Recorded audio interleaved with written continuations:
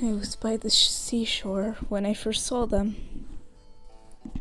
A regular-looking guest walking back and forth on the sand,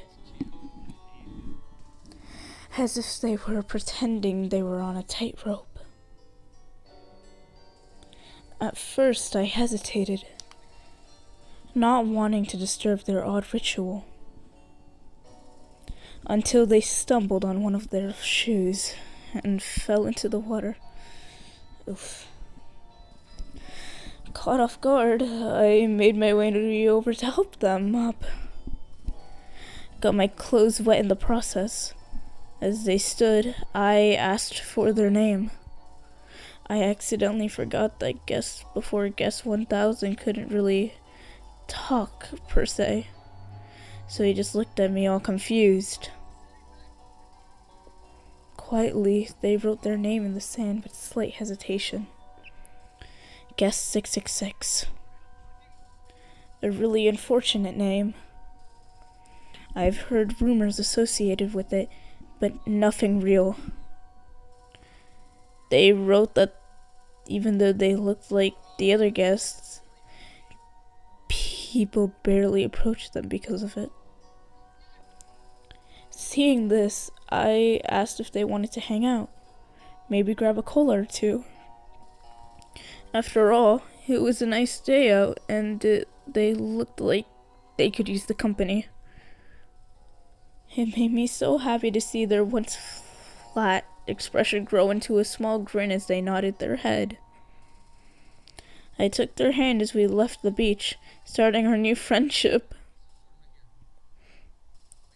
At first, we struggled to find any games we both liked. Sixer wasn't too keen on outdoor activities as much as I was. I was okay with it, though. We would just hang out over at my place a lot.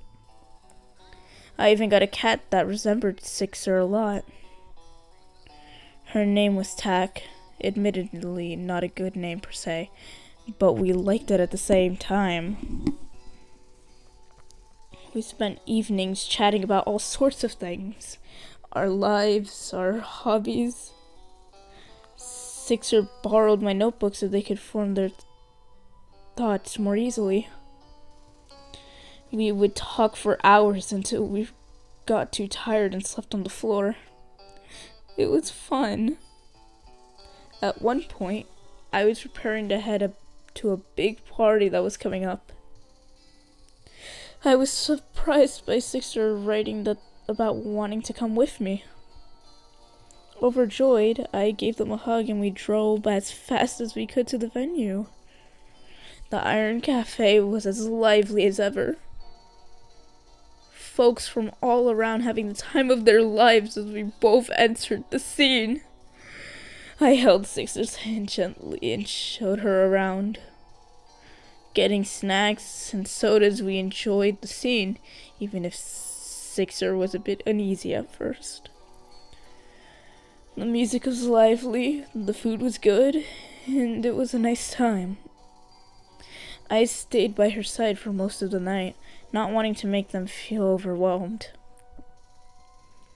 Even if others were scared or uneasy about it, Sixer, we ignored it. We shared a couple of Bloxies as my favorite song came on. I had a great time with them. When the music quieted down and the party came to a close. Both of us were pretty tired, so I let Sixer drive us back to my place. We slept for a long while that day. It became a regular thing to see Sixer at my doorstep almost every other day now. We basically did the whatever with most of our time. I got them to try out some of my spare clothes while Sixer taught me a bit of sign language. Still rusty on it though. Sixer also found some of my old gear from my vast hobbies back in the day. Old dodgeball gear, rusty skateboard helmet, the works. I got them to try it out and we started hanging out more often. Dodgeball, paintball, skating.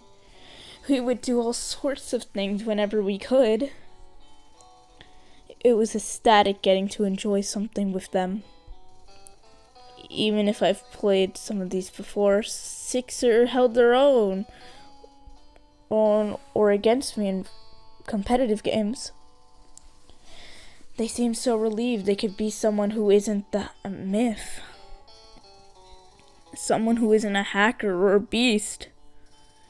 Our bond slowly grew as we continued to play and have all sorts of fun. Laughing, playing, goofing around. Just me and my best friend. And me and Sixer. Sixer and me. But over time, I started to notice their attitude change. They became more competitive, more agitated whenever she lost.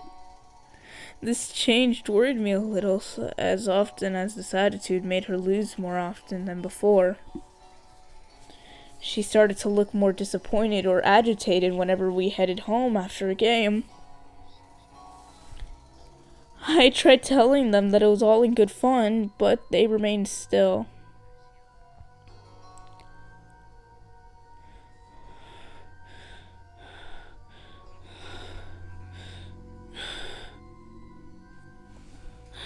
Whenever there was a leaderboard in our hangout sessions, she'd often stare at both me and their own names. Their fists clenched tight. I don't know what they were thinking at the time. But after a particularly heavy loss, she disappeared. I didn't hear from them for a while. The day he came back, they were suddenly started to get way better at a lot of things. They were much faster, stronger than before. I could almost immediately tell. They looked really happy to be able to catch up to me. We were normally at the top of the leaderboards together, but I wanted to be happy for them. But their eyes looked at me whenever they won. But the way their eyes looked at me whenever they won made me worried. Crimson red eyes which stared through me. Over time, that's when I finally realized what was happening to them. They had been relying on what looked like an injector script this whole time. Its red color as bright as Sixer kept using it.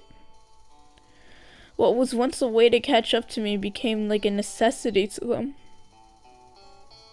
Like a vice they weren't able to part with. I desperately wanted to say something, but I didn't want to ruin what we had. It was changing them. That rumor she hated, it was becoming a reality. Their name often caused leaderboards to glitch or spaz out. And stuff like doors to become broken and disintegrated. I wanted to keep her on a low profile, but I failed in doing so. The resilience grew over time, leading to others noticing. Reliance, oh my god. He began to try and hide parts of their body too. Parts of their torso looked like they were made of solidified code. And their right arm had become a dark, glitchy mess. It was horrifying. My best friend had changed in front of me. From a quiet and yet kind-hearted friend to someone who couldn't let go of something that was actively hurting them. It felt like something overtook their mind, and it was horrible. I should have told them to stop sooner. My breaking point was hearing their voice through the device for the first time. Although it was raspy and heavily filtered, they spoke to me. The problem was how badly it had affected Sixter's body. Every word that came out of their mouth caused the visible patches of coat to shift and grow. Overwhelmed, I confronted Sixer on the same seashore where I met them. They were there first, staring at the sea. I spoke first. I said it shakily, my fist clenched as I saw them. I called out to them. They had to give it up. They needed to give it up. My voice was clear. I told Sixer about how the script needed to be gone, and it was only worsening their body at this rate. I didn't want to see them like this. That horrible rumor of a violent exploiter was becoming real. Sixer stared at me shocked. They eventually began closing the distance between us. Hands or claws clenched tightly as they kept using their voice steady. He tried to explain to me how they desperately needed it. That it helped find their own name. How undeserving they were of this world. They thought I would be proud. Proud that they had found their own identity without me or the myths. Proud that I could finally talk to them. Hearing all of that, I acted without thinking. I yelled at them. I yelled at them as loud as I could. My voice rising in overwhelming anger took over my entire body. I told them that he was selfish and that her script was killing them. Even if they could talk to me, I couldn't bear to see my best friend hurt like this. I couldn't,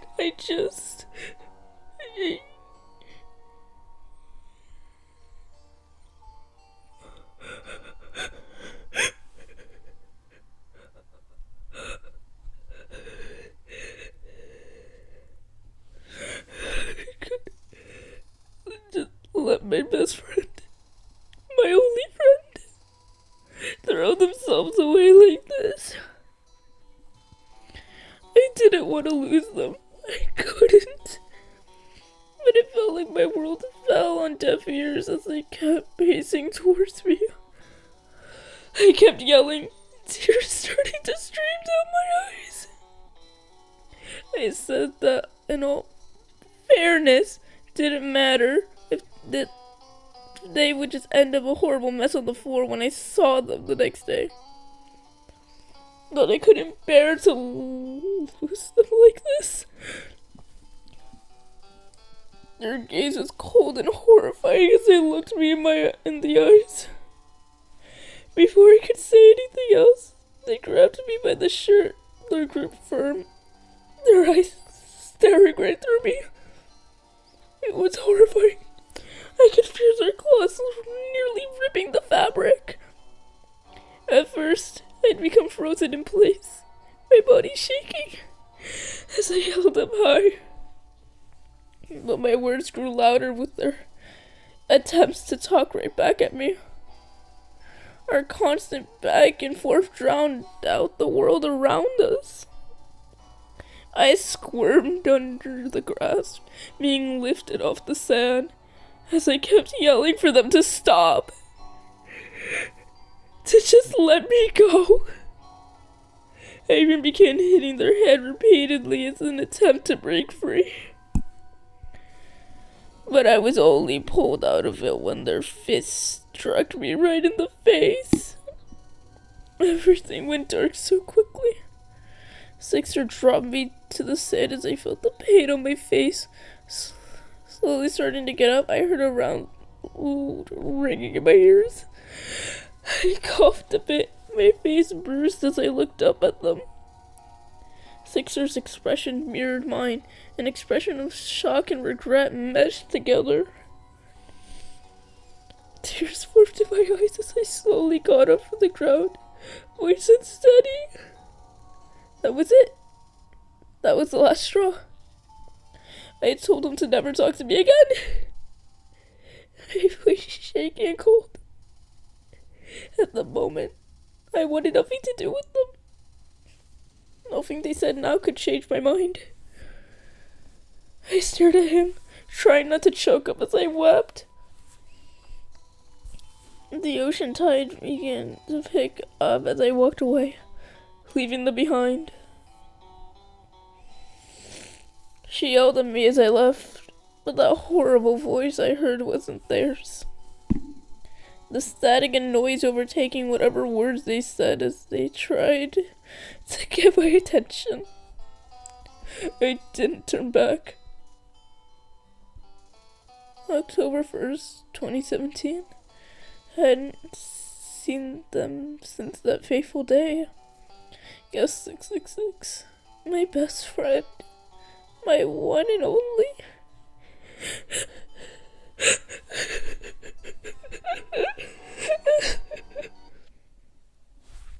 I hurt you. You hurt me. We can't just get past that. We can't heal every wound.